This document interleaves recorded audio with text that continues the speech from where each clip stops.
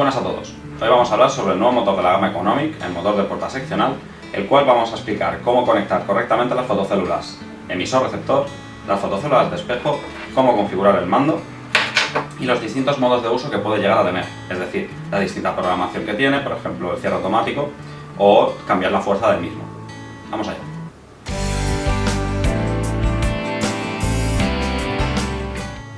Bien, lo primero que tenemos que hacer es comprobar si la dirección de nuestro motor es la correcta, es decir, si al indicar la subida el motor sube y al indicar la bajada el motor baja. ¿Cómo podemos saber esto? Bueno, pues muy fácil.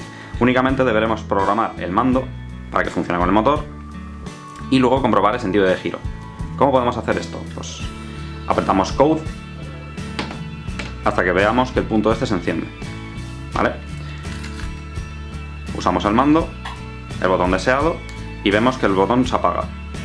Pulsamos otra vez, vemos que el punto parpadea y con lo cual el motor se enciende.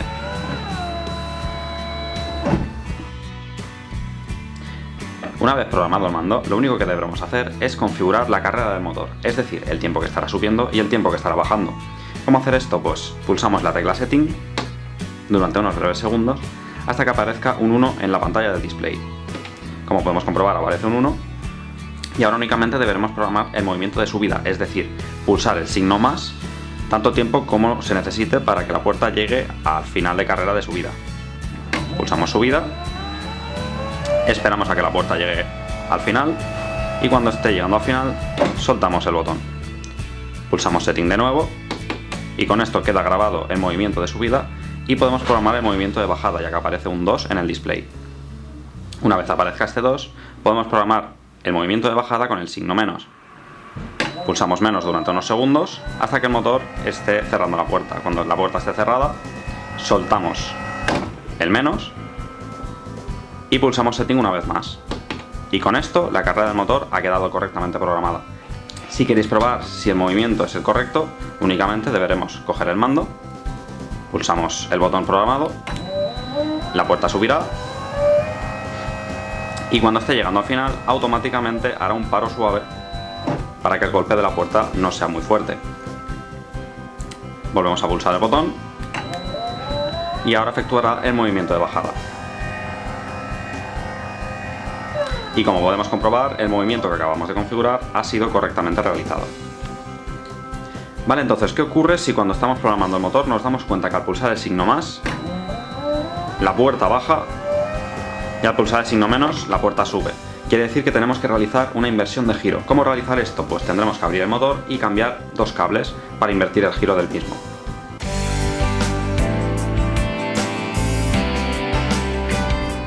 Pues para abrir el motor lo único que deberemos hacer es extraer estas dos pestañas .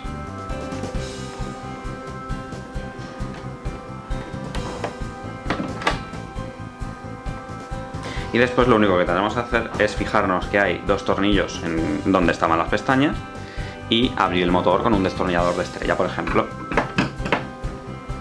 Una vez que podamos ver la placa del motor, lo único que deberemos hacer es fijarnos en estos dos cables, el cable negro y el cable rojo. Lo único que deberemos hacer para invertir el giro pues es intercambiar un cable por otro. Tiramos con cuidado de no romper la pestaña. Ponemos el rojo donde estaba el negro y ponemos el negro donde estaba el rojo. Y con esto lo que conseguimos es una inversión de giro. Es decir, que si el motor subía cuando pulsábamos bajada y el motor bajaba cuando pulsábamos subida, realice ese movimiento correctamente.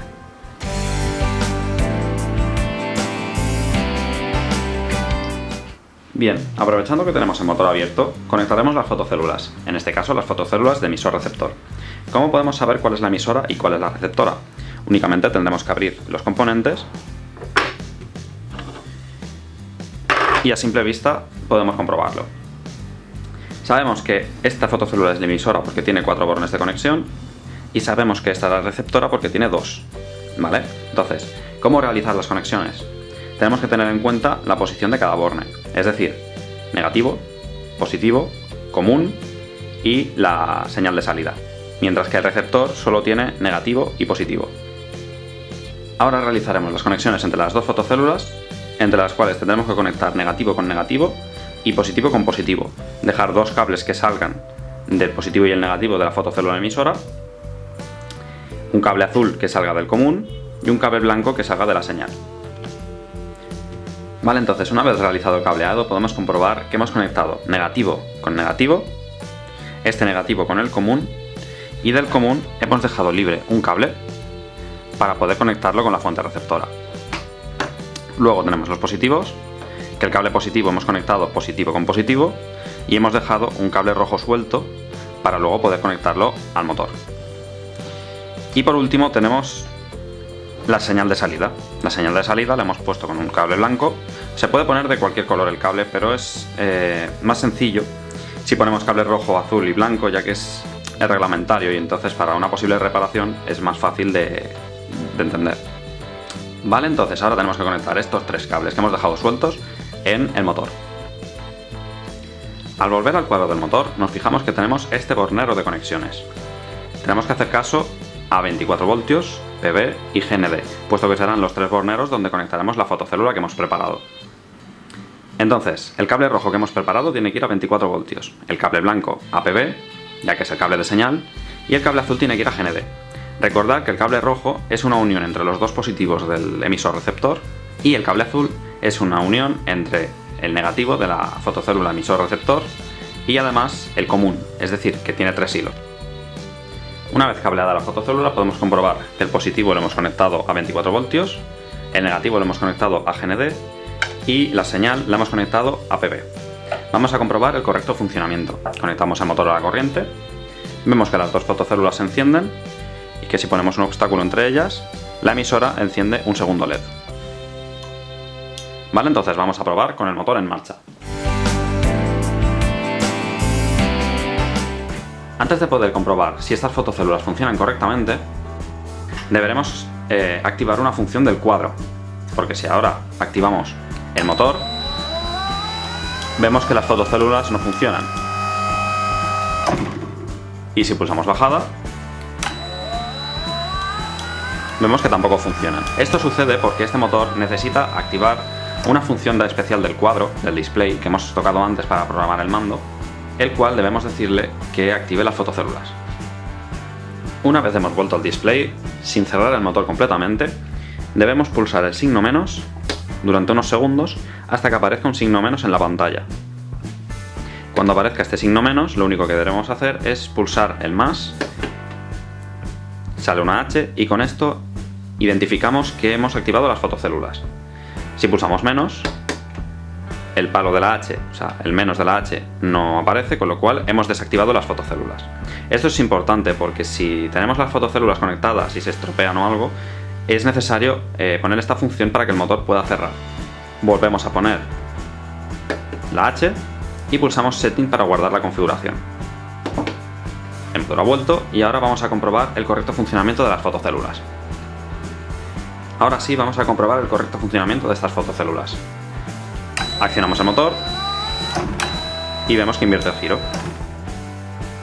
Esto solo ocurre en el movimiento de bajada, es decir, si bajamos completamente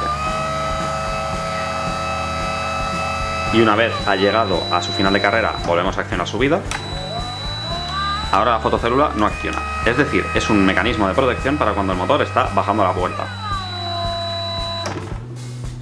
Volvemos a probar, pulsamos bajada, ponemos un objeto y el motor invierte su giro hasta llegar al final de carrera superior.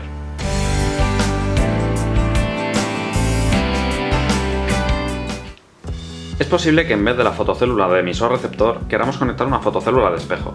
En esta parte del vídeo vamos a explicar cómo realizarlo. Lo primero que tenemos que hacer es fijarnos en el cableado de la misma. Es decir, tenemos cable azul, cable marrón, gris, blanco y negro. El negro tenemos que dejarlo sin conectar. El blanco conectarlo a PV. El gris y el azul conectarlos juntos en GND y el marrón a más 24. Vamos allá. Bien, como podemos comprobar aquí, hemos conectado el cable marrón a más 24, el cable blanco a PV, el cable gris y el cable azul a GND y el negro lo hemos dejado fuera de servicio. Lo conveniente es cortar este cable, al menos la parte de cobre, para que no realice ningún falso contacto con el resto de componentes. Vamos a comprobar ahora el correcto funcionamiento de la fotocélula de espejo. Para poder activar la fotocélula de espejo, lo único que tendremos que hacer es repetir el paso que hemos realizado con las fotocélulas emisor-receptor. Este paso es para activar las fotocélulas, ya que si no, no funcionarían. Aparece un menos en el display del motor, pulsamos el símbolo más, aparece una H, con lo cual las fotocélulas quedan activadas, y pulsamos Setting para guardar la configuración. Ahora las fotocélulas de espejo han quedado activadas correctamente. Para comprobar el funcionamiento de las fotocélulas de espejo, lo único que tendremos que tener en cuenta es cómo actúan. Mientras no tiene ninguna señal rebotando, es decir, el espejo está interrumpido, esta fotocélula tiene un LED encendido en la parte superior. Estará interrumpiendo la señal de bajada. Pero si ubicamos este espejo en su carrera, vemos que la fotocélula apaga el LED. Con esto lo que conseguimos es una protección del movimiento de bajada de la misma. Es decir, en el momento que interrumpimos el rebote de la señal, la fotocélula ordenará al motor que vuelva a subir. Vamos a comprobar el correcto funcionamiento de las fotocélulas de espejo. En este caso, ordenamos al motor que baje, obstaculizamos la señal y vemos que invierte el giro. Pero si dejamos que el motor realice su movimiento de bajada correctamente hasta el final, veremos que la fotocélula no actúa.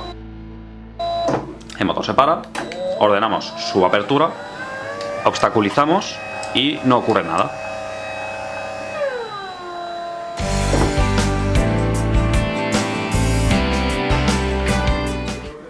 Vale, entonces una vez realizada la programación de los mandos, la programación de subida y bajada, la inversión de giro en caso de ser necesaria y la conexión de las fotocélulas, deberemos realizar la programación del cierre automático. ¿Cómo hacer esto? Pulsamos la tecla más durante unos breves segundos hasta que veamos que aparece el signo menos en el display de la pantalla. Ahora ponemos con el signo más o el menos el tiempo que queremos que esté abierta la puerta. En este caso, si está en 1, es 1 minuto, 2 minutos, 3 minutos y así sucesivamente hasta 9. Y cuando tengamos el deseado, pulsamos Setting para guardar la configuración. Ahora realizaremos una pequeña prueba. Pulsaremos subida del motor y dejaremos el mando a su lado para comprobar que cierra automáticamente. Esperamos 1 minuto.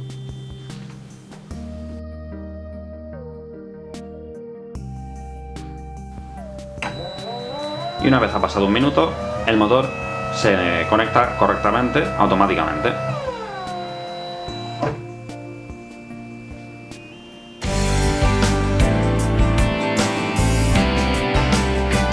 ¿Cómo podemos programar la fuerza del motor? Cabe decir que solo se puede programar la fuerza del cierre, es decir, cuando está cerrando la puerta. Para poder realizar estos pasos, únicamente tendremos que pulsar la tecla Setting durante un breve periodo de tiempo.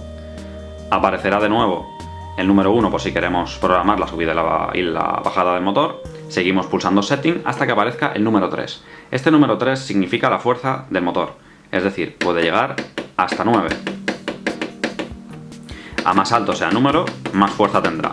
Normalmente dejándolo en 3 funciona correctamente. Si vemos que tiene demasiada fuerza, la reducimos. Si vemos que tiene poca fuerza, la aumentamos. En este caso lo voy a dejar en 3.